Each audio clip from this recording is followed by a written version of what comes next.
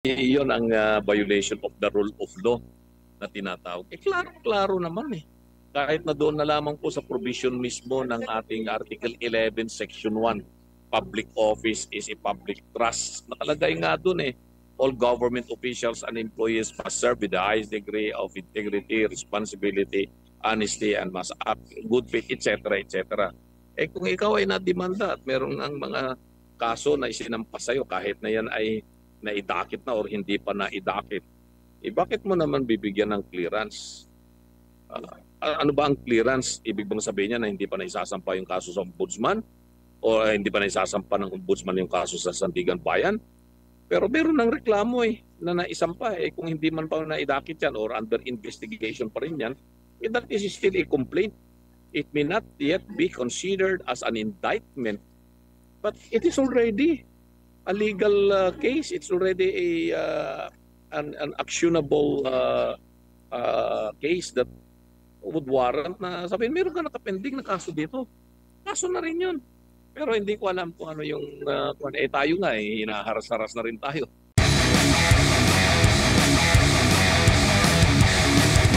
Nababanggit nga na itong investigasyon na ito ng Senate Blue Ribbon Committee ay in aid of legislation at nababanggit nga natin itong usaping batas. Sa tingin nyo po, ano po kaya ang dapat baguhin or dapat meron tayong batas, no?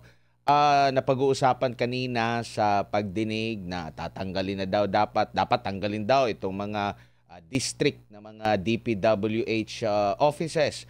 Meron din tayong nababasa mula sa mga netizen, dapat tanggalin na sa mga kongresista yung kanilang, alam mo yung nagiging proponent kasi nailalagay doon kahit hindi niya, well, sinasabi party list siya, pwede siya sa iba't ibang mga lugar, kahit sa iba't ibang mga lugar, pwede siyang maging proponent ng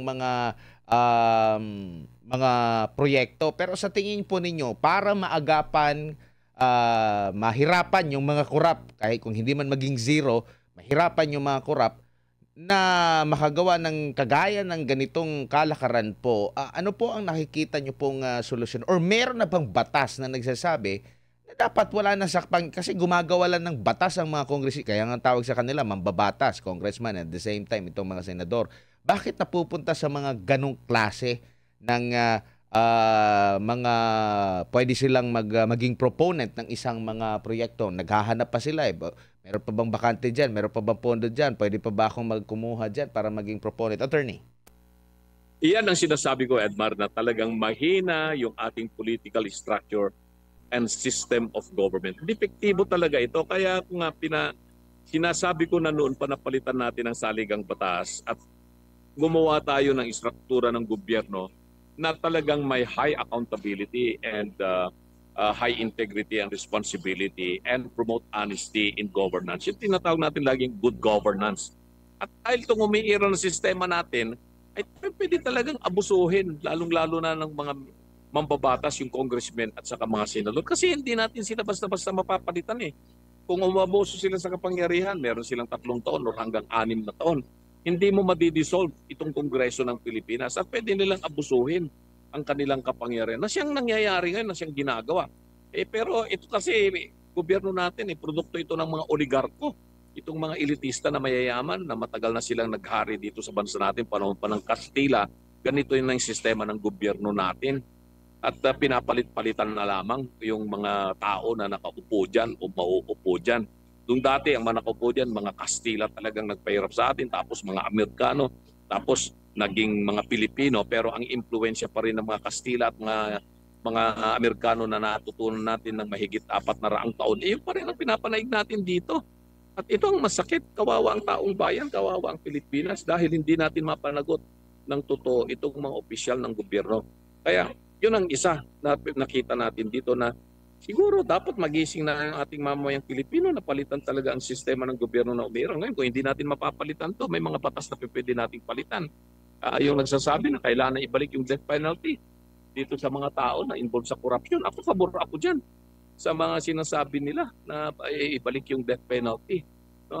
Yung isa pa dyan ay yung mga provision po ng ating mga auditing or accounting marami pong depektibo itong ating mga government auditing and other accounting procedures para maraman kung talagang tatapos yung mga procurement natin ng mga services and materials, etc. etc.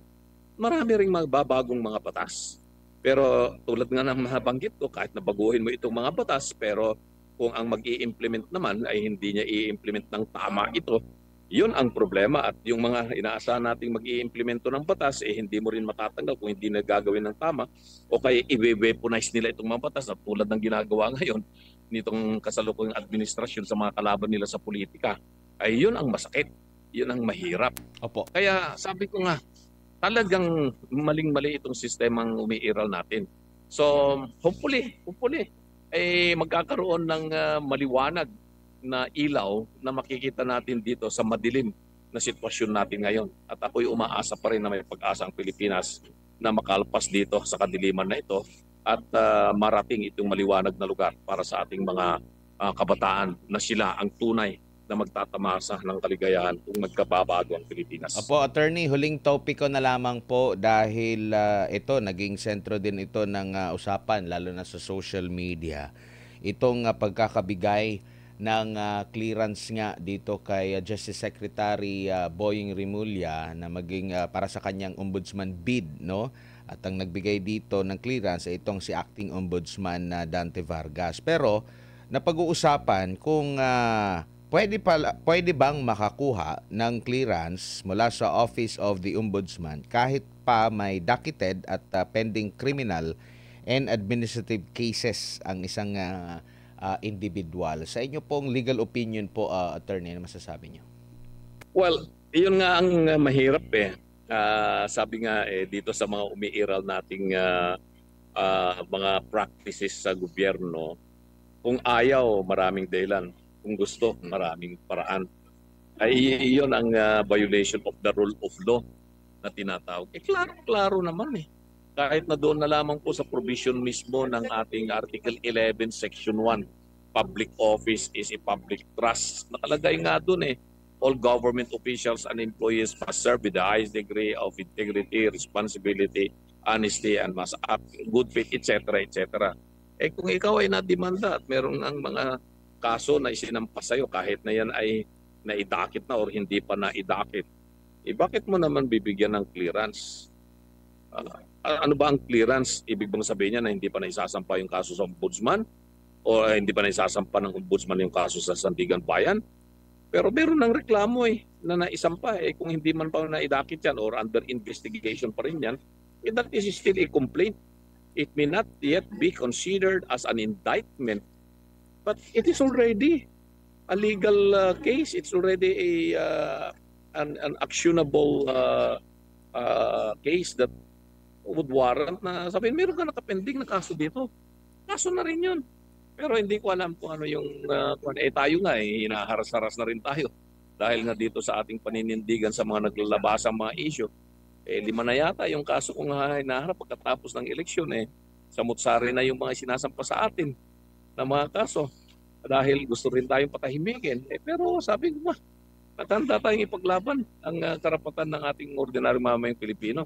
Tulad ng sinasabi ng mga ibang mga kasama nating senior citizens na narating natin ito, obligasyon natin bilang mamamayang Pilipino na isabihin ang katotohanan, ano man magiging consequences dito. Kung tayo ngayon ay kanilang ginigipit, sinasampa na tinatakot ng ganito, harapin natin kung talagang gusto natin ng tunay na pagbabago. At ako ay saludong-saludo dito kay Master Sergeant Orly Guseta doon sa sinabi niya, hindi ko kailangan ang proteksyon ng Senado.